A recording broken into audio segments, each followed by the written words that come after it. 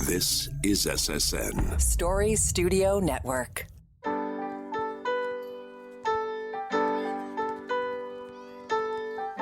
Hi, my name is Pamela Fuselli, and I'm the host of Popping the Bubble Wrap.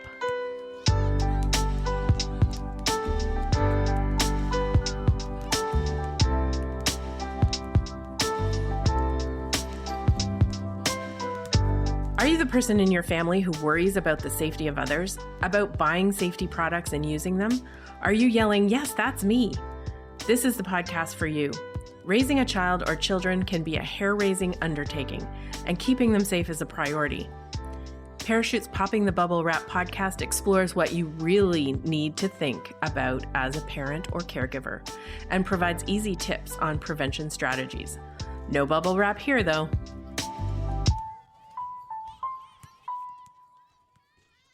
Getting into a vehicle and driving from place to place is a normal part of everyday life for many of us. We go from point A to point B without incident, but unfortunately for many others, a trip in their vehicle results in a life-changing crash. This episode will be a different format from the others, and just a warning to listeners that we'll be sharing information on and details about a vehicle crash involving children. Today, I'm joined by Eran Jones, who is a child passenger safety advocate, a child passenger safety technician, but most importantly, a parent. I invited Eran to come on Parachute's Popping the Bubble Wrap podcast to share her very personal story about a crash that changed her life and the life of her family. Eran, thanks so much for being willing to come on to the podcast and share your story. Thanks so much for having me. It's an honor to be part of this podcast. Thank you. Can you maybe, if you want to start out by telling me a bit about Haley and Trent and your family before the tragedy happened? So we were the average New Brunswick family. There was my ex-partner. He had 2 children from a previous relationship, which was Haley and Owen. And then I got pregnant with Trent. So our family was complete. And like many of the Atlantic provinces, families move out west for better earnings and the better life, essentially. What we didn't know is that better life would end up in tragedy. So before we get to that, Haley and Trent. Haley was a really bubbly, spunky little girl. She really loved the song Red Solo Cup. And she really, really liked ladybugs. That was her thing. And for Trent, he was my first biological child. I suffered multiple miscarriages before having him.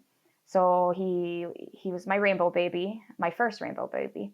He changed my entire life. He was just, it's hard to explain how wonderful of a little boy he was. Mm-hmm.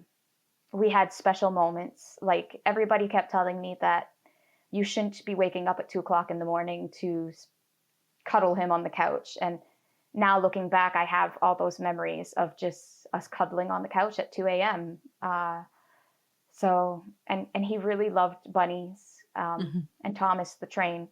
So I do have a lot of those little toys that I still keep on and hold on to as a memory. As a memory. Yeah.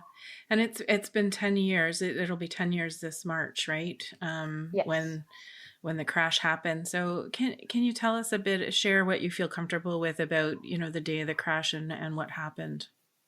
Let's go back to the day before, okay. Which was my birthday. My birthday is March 20th.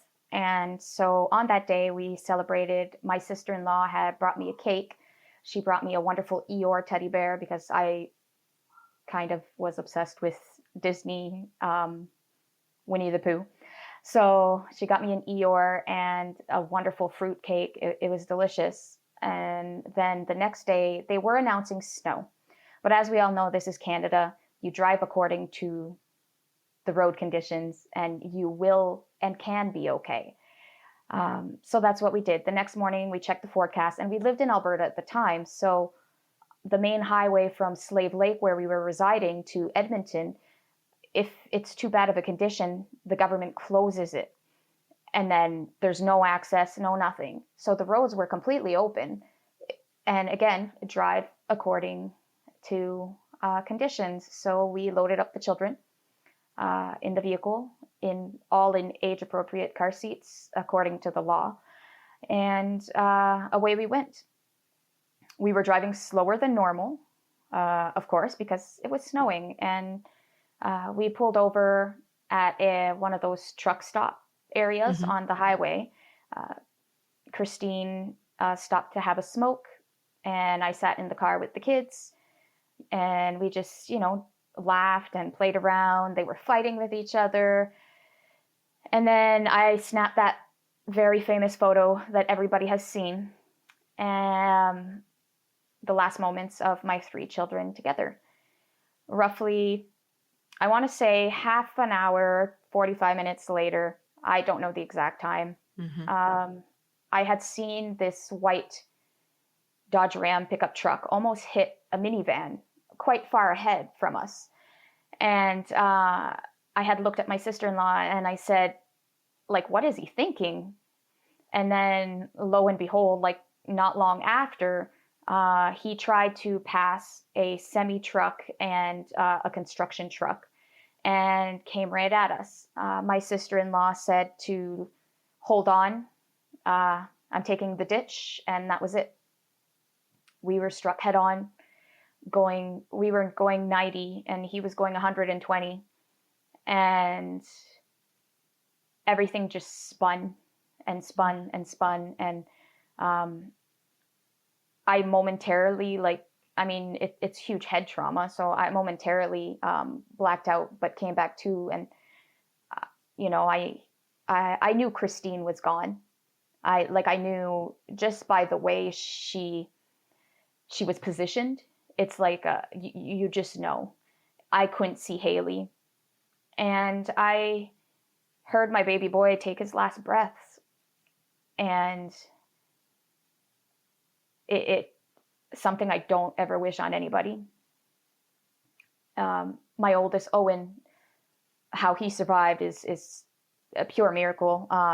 And he was screaming. He was fully conscious, and he had a level 4 concussion, and a whole bunch of broken bones and a collapsed lung. And the doctors even told us, like, we don't. And he was conscious in the ambulance, like everybody, the paramedics and everybody. They were just like, I don't understand how he's talking, and yes, it wasn't all coherent, but he was talking, which somebody with a level 4 concussion, that's just, it doesn't happen.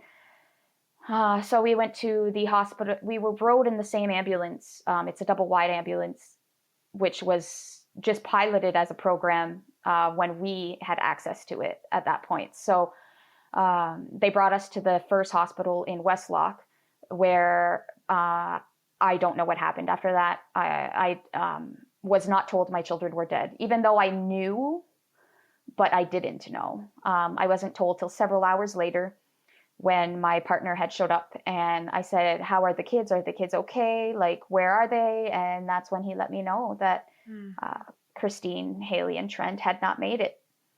And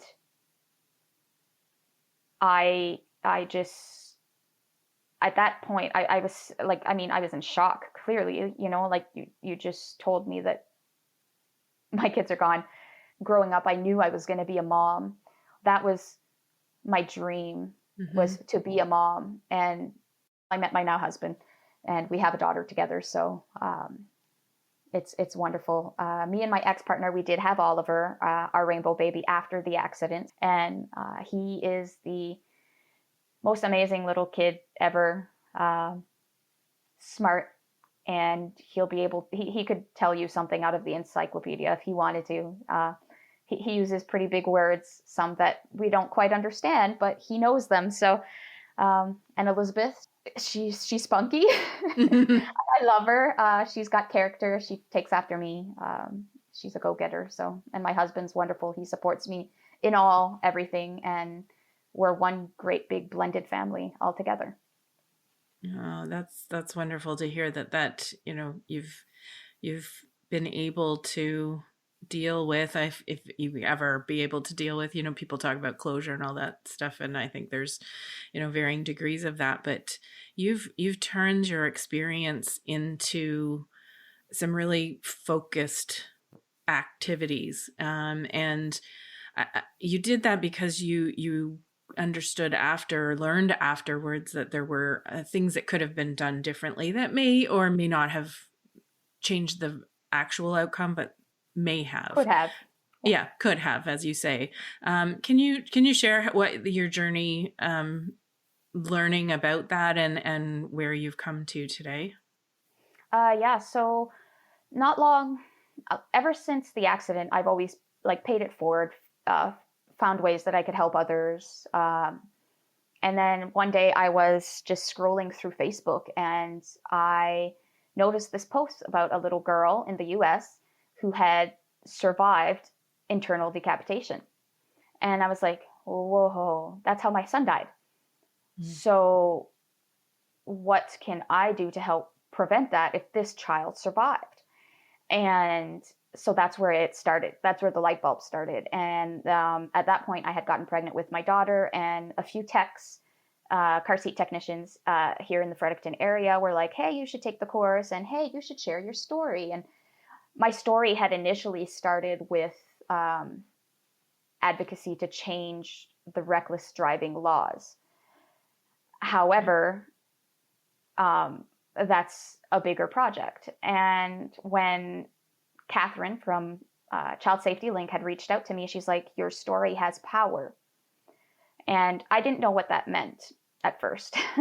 I had no idea what the power would be. And it just took off from there. It started with, online campaigns and online, like, hey, this is my story. This is what happened to me. And this can happen to you if you do not use your car seat correctly. And, it got me looking into more of like the legislation and the federal legislation as well around child passenger safety. And I was just shocked at how long it had been since anything had been updated, like everywhere. So, it lit a fire in me, and, 2 viral posts later, I'm blooming and I have this amazing experience too, right? Like, so it's just, I've helped out thousands of families, and that's not an exaggeration. I've helped out thousands of families since I've been certified in 2018. And it's so rewarding reading the comments and like on one of the mom groups, someone had shared my post, and one of the moms was like, if it wasn't for Eran, my kids wouldn't have survived our rollover. And that just means so much, like, even though that the governments are not always listening to me and not scheduling the meetings and not doing the change is happening. Change is happening because even in the mom groups, the moms now, the majority of them are all like, oh no, you have to rear face pass too. So, my message is getting across, and it's wonderful. It's wonderful. I think they can relate to you as a parent, but also in your role as a car seat technician. Maybe you can explain a little bit briefly about what do you do as a car seat technician? How do you advise people? And you gave a couple of examples of the results of that work that you're doing. As a car seat technician, I help parents, caregivers, professionals who transport children learn how to install and use their car seats correctly, with the end result of them feeling confident in themselves to be able to do it themselves. It's not easy as it seems. Car seats come in all shapes and sizes, cars come in all shapes and sizes, and children come in all shapes and sizes. There is not a universal fit for everybody. So teaching parents that, not every seat fits every car has been difficult, especially with the marketing campaigns for seats on sale and stuff like that. Oh, this is the only seat you'll ever have to buy. And then it's like, okay, I'm sorry, but it really doesn't work in your vehicle. Or vehicle manufacturers that are advertising their vehicle as a family vehicle, when in fact you can't fit all 4 of your kids in your minivan if you have, like, it doesn't work that way. Mm-hmm. So, it's great to teach the parents and caregivers and all of that how to do it properly. It's a really fulfilling feeling, especially when I get return clients. They've had their second and third children, and then they're like, "Oh, can you help us again?" It's a really rewarding position. It's volunteer based in my province, and hopefully someday it will be a paid position, which would be great. But yeah, it's very rewarding. And it's so important to get the right information. As we learn more, the recommendations change. And, I know when I used to speak to parents about car seats, they'd say, "Oh, I have a dumb question." And I said, there is no dumb question. It takes, 2-3 days to be certified as a technician, and then repeated, upgrading of your skills. You'd think it would be easier than it is. Plus, our curriculum just got updated, so it's an even longer course with more education for us being trained as technicians. So it's everybody who thinks that, oh, you just got all your information off the internet and that's how you became certified. No. There's a lot of hands-on and a lot of technical, and I have clients that are like, "How do you know so much about all these seats?" It's like, I do so many of them that I have. It's embedded in my brain. You ask me about a certain seat and, "Oh yeah, no, that's not going to work with your car. Use this one instead." The majority of my clients are low-income families or newcomer families, so all while remaining budget-friendly as well. So, right. It's. You talked a bit about the legislation and the law, and you have a Haley and Trent's law that you are working on in New Brunswick. And we know from those of us who are work in this area that the best practice recommendations, often the law is delayed in reflecting what those best practices are. What is your vision for Haley and Trent's law, and what do you think needs to be changed? My main vision for Haley and Trent's law is that all of Canada becomes unified with a common car seat legislation, a common equal car seat legislation. As of right now, all the provinces have pretty much the same. However, there's some of them that are different in like the weight requirements and stuff like that. So right now, New Brunswick, for example, you have to rear face until 1 year and 22 pounds. You can booster at 40 pounds. And to be out of a booster completely, you have to be 80 pounds, or 4'9". And all of those are so minimum and so outdated. The legislation in New Brunswick hasn't been updated in 20 years. The only reason it was updated was because the top tether became mandatory in Canada. So, and altogether, the seatbelt legislation law hasn't been updated since 1983. And that's older than me. And when it was written in place, it was actually put in place for grown men, not grown women anyways. So there's a big gap between what it has to be for it to be all updated. So working provincially, one province at a time is going to be a lot easier than federal at the moment. But I will get there. I will. I would like to see things updated to reflect best practice and the AAP and the Canadian Pediatric Society. And, which is rear facing till you max out the limits of your seat with a minimum of 2 years and 22 pounds. However, maxing out that seat is goal. That's where you want to be. To booster, we need an age limit on our booster laws for the provinces that do have a booster law. We need to add that 4 years minimum and 40 pounds. It has to be and, it can't be or or else we're going to have children that are way too little in boosters. And to be out of the booster would be 12 years old or 4'9", and that the child is able to 5-step in a vehicle. 5-step is when you have your belt positioned properly on your body to help you in the event of collision, so that all the main hard points on your body are able to hold you in place in the event of a collision. And one of the main reasons that we want all this raised, and I talk about maximum of the seat, is because bone maturity doesn't start until the age of 4. And in some cases, depending on the child, that bone maturity won't even start to solidify till closer to age 6 and 7.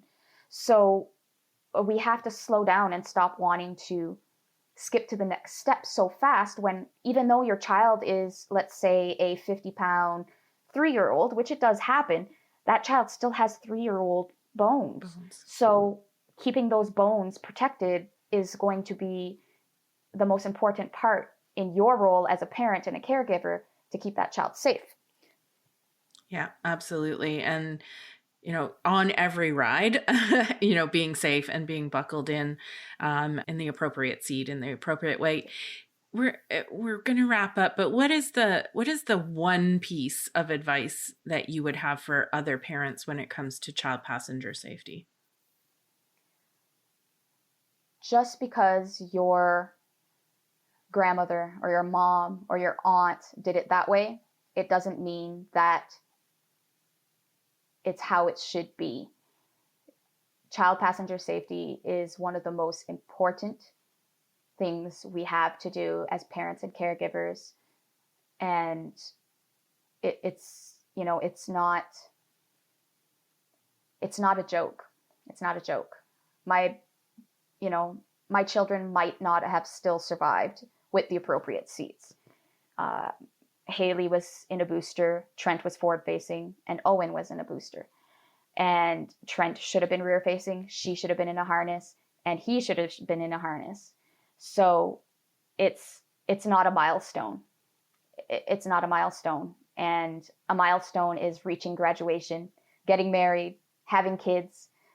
That's a milestone. Switching your baby around because they don't look comfortable, it's not a milestone. Thank you, Eran. You are an inspiration to a lot of parents, but also people like me and the team at Parachute and the team at Child Safety Link. It takes a lot to be able to share what you've experienced and to be such a vocal advocate. There are days when it's much more difficult than others, but it really does make a difference because it takes it out of the realm of numbers and data, and really talks about what the impact of one crash can have and how important it is to be buckled in safely. The value, as you said, of the family and the memories that you have are fantastic. And, but you wouldn't change that, to have your children back. Right. And prevention like this is exactly that. You can't go back sometimes once you've had that injury. And so thank you for being brave and sharing your story, but also being such a vocal advocate, because we know that these changes need to be made. So thanks so much for sharing your story and for coming on the podcast with me. Thanks for having me.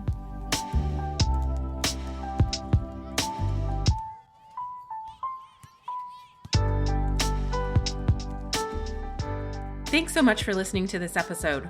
Popping the Bubble Wrap is a podcast of Parachute, Canada's national injury prevention charity, whose mission is for Canadians to live long lives to the fullest by preventing serious and fatal injuries. This episode wraps up Season 1 of Popping the Bubble Wrap. We've covered a wide range of topics, and I've had the honor of talking with parents from across the country who shared their family stories and experiences. When we began this podcast, our goal was to empower and support parents to focus on the real causes of serious injury and to promote popping the bubble wrap on issues that result in the normal bumps and bruises of a child developing. I hope we've achieved this. We want to hear from you. What issues or questions do you want us to cover in Season 2? Write us at poppingthebubblerap@parachute.ca. You can also leave a message at 647-776-5123. That's 647-776-5123. You can continue to help us reach parents and caregivers by sharing this link with your friends and family and giving us a 5-star review wherever you listen to your podcasts. Popping the Bubble Wrap is produced for Parachute by Story Studio Network and Eye Contact Productions.